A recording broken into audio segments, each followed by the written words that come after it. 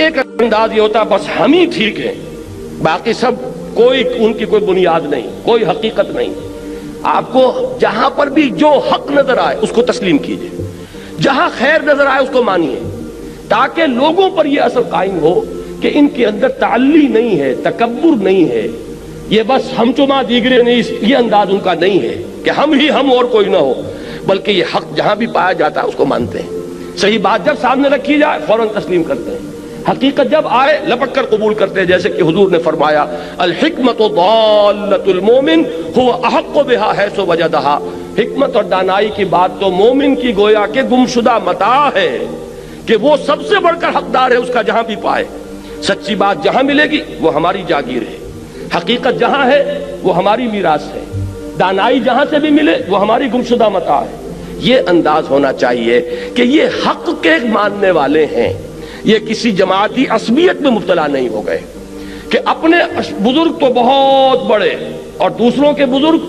چاہے ان کے اندر کتنے ہی کمالات ہوں ان کو کوئی حیثیت دینے کو تیار نہیں۔ ہمارے ہاں دینی حلقے اور دینی جماعتیں جو ہیں اس طرح کے واٹر ٹائٹ کمپارٹمنٹس میں منقسم ہو گئے کہ اگر کوئی دیوبندی ہے تو ظاہر بات ہے کہ دیوبندی علماء سے اس نے پڑھا، دیوبندی علماء کی صحبت اس نے اٹھائی، ان کی عظمت کا نقش اس پر قائم ہوا، لہذا ان کا پورا وہ ذہنی جو ہے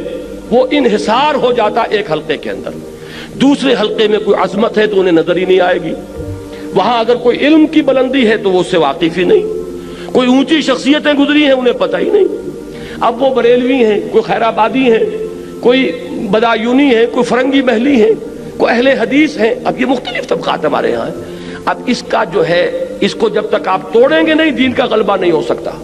اگر یہ کہ اپنے ہی حسن کا دیوانہ بنا پھرتا ہوں اور اپنے ہی بزرگوں کا پروانہ بنا پھرتا ہوں تو ان کے بزرگ وہ ہیں، آپ کے بزرگ یہ ہیں، آپ کے اور ان کے درمیان قدر مشترک کہاں سے آئے گی؟ تو اس بات کی ضرورت ہے کہ مختلف حلقوں کے لوگ جمع ہوں یہاں پر آ کر، تاکہ مختلف لوگوں کے جو ماضی ہے ان سے واقفیت پیدا ہو، ان کے ہر حلقے کی جو عظیم شخصیتیں گزری ہیں ان سے تعارف ہو۔ جب ان کی عظمت کا بھی نقش آئے گا تو دل کے اندر جو تنگی پیدا ہو گئی ہے اس میں کشادگی پیدا ہوگی انشاءاللہ العزیز۔ تو یہ چیز بھی ہمارے دین کی اقامت کی جد و جہد میں بہت اہم ہے کہ اپنے سینوں کو کشادہ کریں، نگاہوں کو کھولیں، کانوں کو کھولیں۔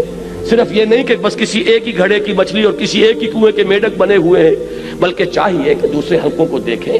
ان کے کتابوں کا مطالعہ کریں، ان کے جو بزرگ ہیں ان کے بھی حالات زندگی جو ہے ان کا مشاہدہ کریں، تو اس طریقے سے دلوں کے اندر بھی کشادگی ہوگی اور قریب آئیں گے۔